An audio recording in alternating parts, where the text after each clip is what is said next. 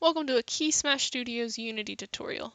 This video is going to consist of the most basic parts of Unity, starting with where to download it, where to find its different versions, and then going into the different components of the editor, as well as briefly discussing the manipulation of objects and the creation of prefabs.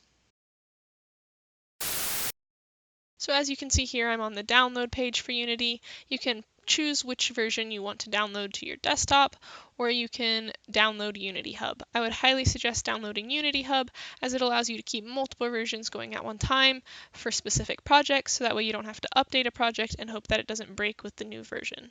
If you do download Unity Hub, you can go to Unity's download archive and pick which versions you want to install to your hub. You can also use this to simply just download it to your desktop instead of putting it into the hub. Now that we've discussed that, I'm going to go ahead and pull up my Unity hub and create a new project. I'm going to change the location to my YouTube folder, and we'll just call this Unity Basics. I'm going to switch it to the newest version that I have, and I'm going to leave it on 3D.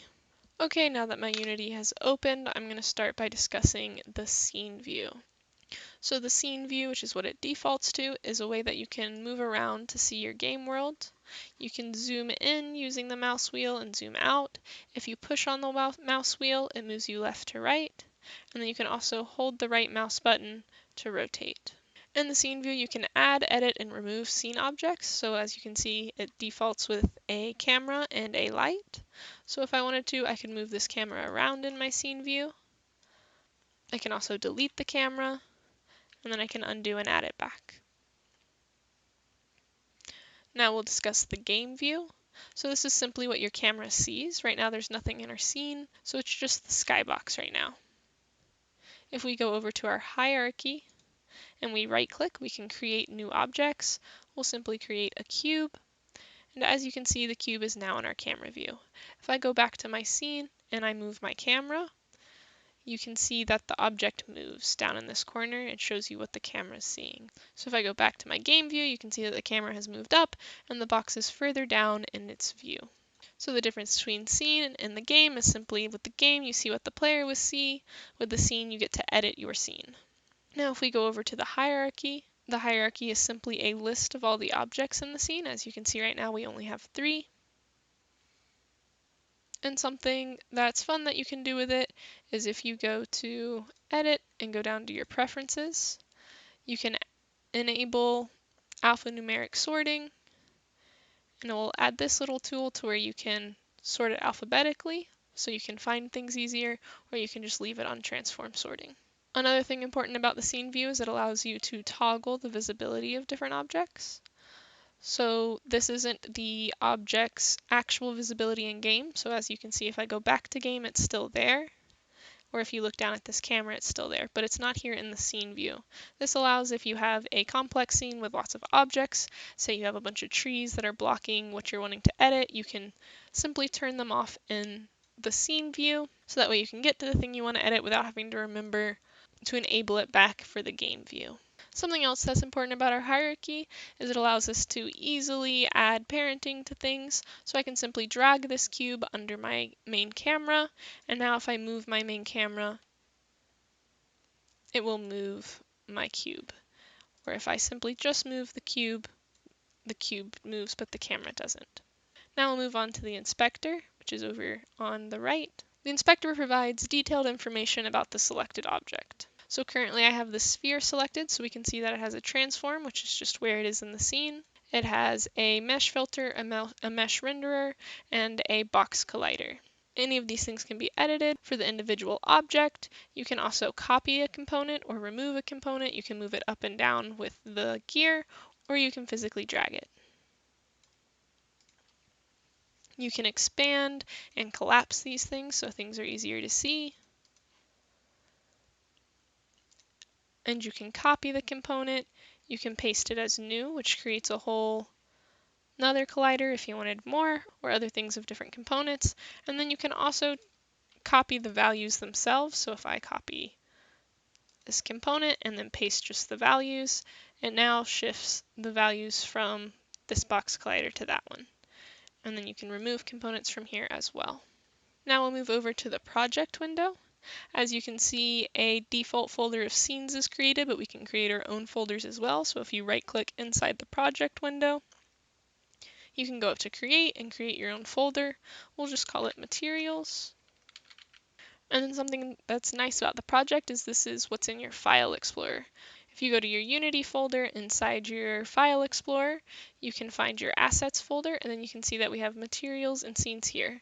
So if you had an art folder and wanted to drag in some art from somewhere else in a different folder, you can just simply drag it into here and it'll pop up in your project folder. You can also drag them directly into your project folder and they'll pop up here in your file explorer. So the project window simply allows you to manage assets, sort them with folders or whatever you want to do. You add different things in with the right click and create, and all the things you can add are over here. You can also search for specific things. So if I go into my materials folder and create a new material, then I can now search for that up here without having to go through all my folders to find a specific thing. The last component of the editor that we'll talk about is the toolbar, which is just this gray bar going across the top. So the first thing we'll talk about is the hand tool. This simply just moves your scene around for you. Then there's the move tool, which if you select an object will move the object. There's a rotate tool for rotating objects, a scale tool for scaling the objects in scene. There's a rect tool for scaling things on a plane, and then there's essentially an all of the above tool, so that way you don't have to switch between them. You can just move things, scale things, and rotate things all at the same time. And then the last tool that there is a custom tool, so if you created your own, you could put it there. And then we have our center and pivot button. And this simply just changes whether it's the pivot of the object or the center of the object selected. So if you were on the cube, for instance, those two things are the same, but if you're on the main camera, because it has the child of the cube, they switch. Now if we go over to our local, we can be in the local or global axes. And as you can see on the main camera, they're the same thing, but since our cube is rotated, if we swap between them, they're different. This one is simply just the XYZ of the global scene, and then this is the local one based off the rotation. Now we'll talk about the buttons in the middle, which is play, pause, and step. Play simply just starts your game. Pause allows you to pause and go to the scene for edits. If you can edit things while in the game, and it'll adjust them.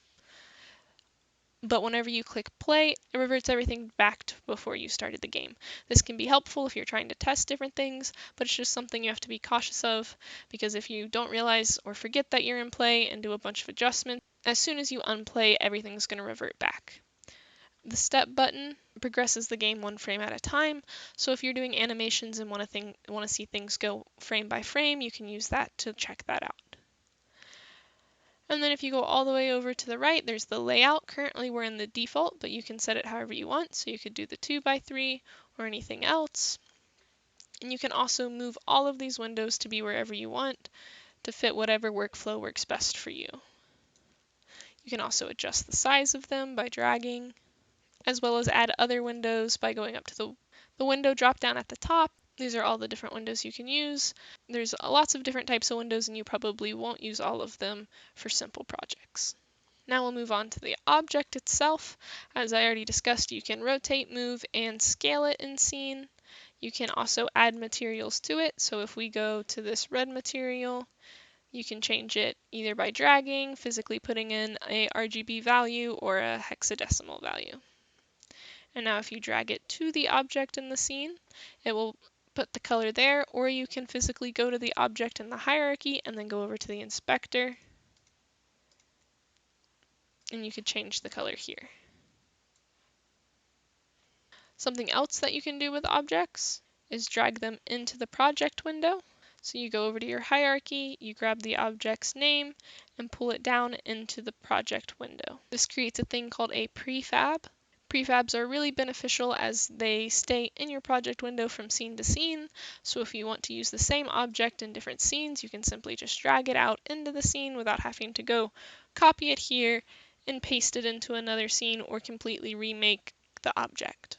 They can also be instantiated inside of scripts. So if you wanted to place objects at certain points on start, you could do that through prefabs. Another thing that's nice about prefabs is if you click on the prefab in the project folder, you can open and edit the prefab itself. So if I go here and I change its scale to 10, and then I go back to the scene view, all of these things have changed to 10 as well. You don't have to physically go to all of them and change them all individually. You can change them all at once through the prefab. Something else that you can do in the hierarchy for if you didn't have prefabs is you can mass select by clicking on one and then holding shift and clicking any other object, and it'll select all the objects between your first click and your last click. And then it'll show you all the things they have in common. For these, since they're all identical objects, they have everything in common, but if I selected the camera and all the cubes, for instance, the only thing in common is the transform. So if we wanted to move all these objects at the same time, we could easily do that. And that's all I have for Unity Basics. Thank you so much for watching. Like and subscribe. See you next time.